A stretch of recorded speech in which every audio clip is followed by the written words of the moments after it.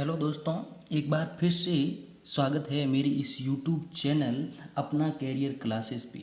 आज मैं आपको चक्रवर्ती ब्याज से रिलेटेड दो सवाल कराने वाला हूँ। ये सवाल आपने अक्सर देखे होंगे, अक्सर कंपटीशन एग्ज़ाम में पूछे जाते हैं। और जब आप इस तरह के सवालों को देखते हो तो आप क्या करते हो कि इन चीज़ों की ट्रिक रट लेते हो। और जब ये ट्रिक रट के एग्ज़ाम में जाते हो तो जब इस तरह के सवाल आते हैं तो आप एग्ज़ाम में भूल जाते हो, आपको वो एग्ज़ाम में ट्रिक याद नहीं आती। मैं क्या कह रहा हूँ कि आप इस सीए के एक फॉर्मूले पर आप किसी भी तरह के सवालों को सॉल्व कर सकते हो। मैंने और भी कई चक्रवर्ती ब्याज से रिलेटेड इस फॉर्मूले के बेस पे, जो मैं अभी फॉर्मूले आपको लिखवाने जा रहा हूँ, सिर्फ इस फॉर्मूले के बेस पर आप किसी भी तरह के चक्रवर्ती ब्याज से रिलेटेड आप सवाल सॉल्व कर सकते हो।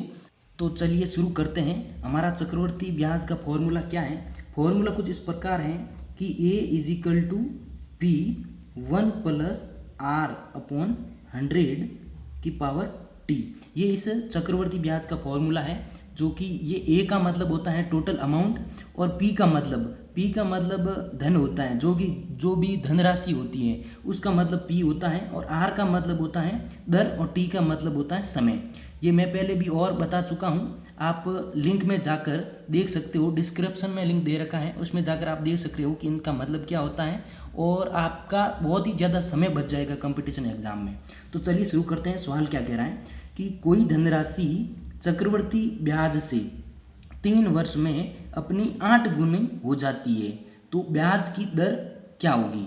तो ब्याज की दर निकालनी है। तो सबसे पहले प्रश्न को पकड़ो कि कोई धनराशि, तो कोई धनराशि मान लेते हैं, इधर मान लेते हैं कोई धनराशि पी है, वो मान लेते हैं 1 है, ठीक है। फिर क्या कह रहा है कि चक्रवर्ती ब्याज से 3 वर्ष में, तो समय क्या दे रखा है, टाइम दे रखा है 3 वर्ष। बिल्कुल जो प्रश्न कह रहा है आपको वही करना है। तो 3 वर्ष में अपनी 8 गुनी हो जाती है। 8 गुनी का मतलब क्या है कि ये 1 है, 1 है मतलब 8 गुनी हो जाती है, तो इसको 8 से मल्टीप्लाई करना है ए को। तो ये ए है ना, ये हो जाएगी 8 गुनी टोटल अमाउंट। ये ए का मतलब है जो टोटल अमाउंट है वो अपना कितना हो जाता है, 1 का 8 हो जाता है। तो ब्याज की दर क्या होगी? ब्याज की दर मतलब रेट ऑफ इंटरेस्ट पूछी है, प्रतिशत में क्या होगी ये पूछा है। अब हम इसको इस फॉर्मूले के अंदर लगाएंगे। तो ए कितना है, ए है 8, ठीक है, 8 लिख दिया, इजिकल टू हमारा पी क्या है, मूलधन क्या है, राशि क्या है, 1 है, जो पहले 1 थी तो ये रो 1 हो गई, 1 प्लस ये आर का आर लिख दिया अपॉन 100, और टाइम कितना लिख दिया, 3 दे रखा है, 3, ये हो गया। अब हमें इसको सॉल्व करना है। अब हम इस तरह के सवालों को कैसे सॉल्व करेंगे, जैसे कि यहाँ पर 1 प्लस आर बाई 100 की पावर 3 दे रखी है, तो हमें यहाँ पर भी इसको इस तरह से लिखना है ताकि इसकी पावर है ना 3 आ जाए। 8 की पावर 3 करेंगे तो गड़बड़ हो जाएगा। वो इसलिए हो जाएगा कि ये खुद कह रहा है कि ये 8 गुनी है, ये तो 8 ही रहेगी। तो इस फॉर्म में लिखना है कि ये चीज़ 8 आ जाए। तो जैसे ए की पावर अगर आप 3 लिखोगे, यहाँ 3 है तो यहाँ 3 की पावर लगानी है, तो 1 होता है, 3 की पावर, ए की पावर 3 तो 1 होगा, 2 की पावर 3 ये कितनी होती है, 2 की पावर 3 होती है 8, तो ठीक है 2 की पावर 3 लिख सकते हैं इसको। तो 2 की पावर 3 इज इक्वल टू 1, ये 1 तो 1 है, 1 प्लस आर अपॉन 100 की पावर 3। अब ये 3 से 3 निकल गया तो ये कितना हो गया, ये हो गया 2, तो 2 is equal to 1 plus R upon 100, इस रूप में इसको लिख सकते हैं। अब क्या करना है, आर की वैल्यू यहाँ से निकालनी है हमें। तो आर की वैल्यू किस प्रकार निकालेंगे, तो ये एक इधर चला जाएगा, तो ये इस फॉर्म में है बिल्कुल, 2 is equal to 1 plus R upon 100। तो जब एक इधर जाएगा तो एक कम हो जाएगा, तो 2 minus 1 is equal to R upon 100, तो ये कितना हो गया, 1 is equal to R upon 100, और ये सीधा इधर जाएगा तो ये आर की वैल्यू आ जाएगी आर इज इक्वल टू 100%। ये इसका आंसर आ जाएगा, ठीक है।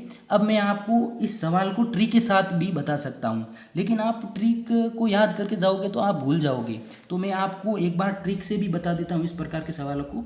जब भी आपको आर प्रतिशत निकालना होता है तो हम किस प्रकार से, इसकी क्या फॉर्मूला है, ये लिखेंगे n 1/t माइनस 1 इंटू 100। जब भी हमें रेट निकालनी हो, दर निकालनी हो, तो हम ये फॉर्मूला यूज करेंगे। तो यहाँ पर n की वैल्यू क्या हो गई, n की वैल्यू हो गई 8 गुनी है, तो ये 8 हो गया, और टाइम हो गया यहाँ पर 3, तो ये वैल्यू रख दूँ, एन की वैल्यू कितनी है 8, 1 भाई टी की वैल्यू कितनी है 3 माइनस 1 इंटू 100, ये लिख दो। अब इसको सॉल्व करना है, तो इसको सॉल्व कैसे करेंगे ये आप देख लो। तो 8 की पावर 1/3 ये इस प्रकार है।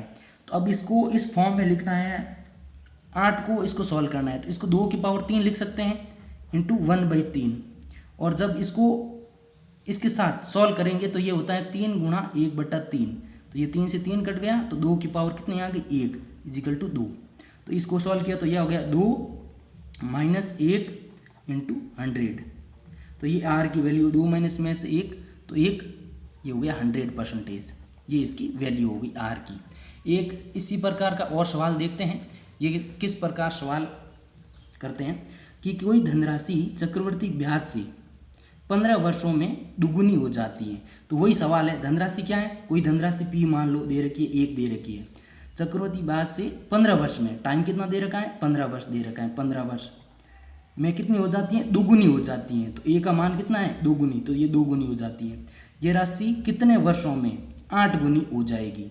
तो कितने वर्षों में, यानी कि टाइम पूछा है कितने वर्षों में 8 गुनी हो जाएगी, ये मतलब ए 8 हो जाएगा। ये इस प्रकार दे रखा है, इसको सॉल्व करना है हमें। तो एक तो आप है वो फॉर्मूले से ही कर सकते हो, और एक आप ट्रिक के साथ कर सकते हो। तो मैं एक बार आपको इस तरह से बेसिक से बताता हूँ कि वो किस प्रकार आप सॉल्व करोगे। तो वही फॉर्मूला है A is equal to P 1 plus R upon 100 की पावर टी, ये वर्ष हो जाएगा। अब ये क्या दे रखा है कि 2 गुना हो जाएगी, तो ये 2 इधर लिख दो इजिकल टू पी कितना 1 दे रखा है 1 प्लस आर अपॉन 100 की पावर टी कितनी है 15 है, ठीक है 15 लिख दी। अब ये क्या कह रहा है कि ये 8 गुनी हो जाएगी, कितने वर्षों में 8 गुनी हो जाएगी। तो इसको 8 बनाना है। अब 2 को 8 कैसे बनाएंगे, तो इसको कर देंगे 2 की पावर 3, 8 बन गया 2 की पावर 3 इजिकल टू 1 प्लस, तो इसका तो कोई मतलब नहीं रहेगा, ये क्या आएगा 1 प्लस आर अपॉन 100 की पावर 15। ओके, अब इधर की पावर 3 बनी है, तो इधर क्या करना है, इधर भी 3 से मल्टीप्लाई कर देना है इधर। तो ये हो गया, इसको हो गया 8 is equal to 1 plus R upon 100, और जब हम 3 से मल्टीप्लाई करते हैं 15 को तो कितना आ गया 45। तो ये बिल्कुल ये हो गया। तो टाइम कितना आ जाएगा, टाइम आ जाएगा 45 वर्ष, ये इसका आंसर आ जाएगा। 45 वर्ष का आंसर आ जाएगा। ये किस प्रकार हुआ यहाँ पर देख सकते हो आप कि यह राशि कितने वर्षों में 8 गुनी हो जाएगी।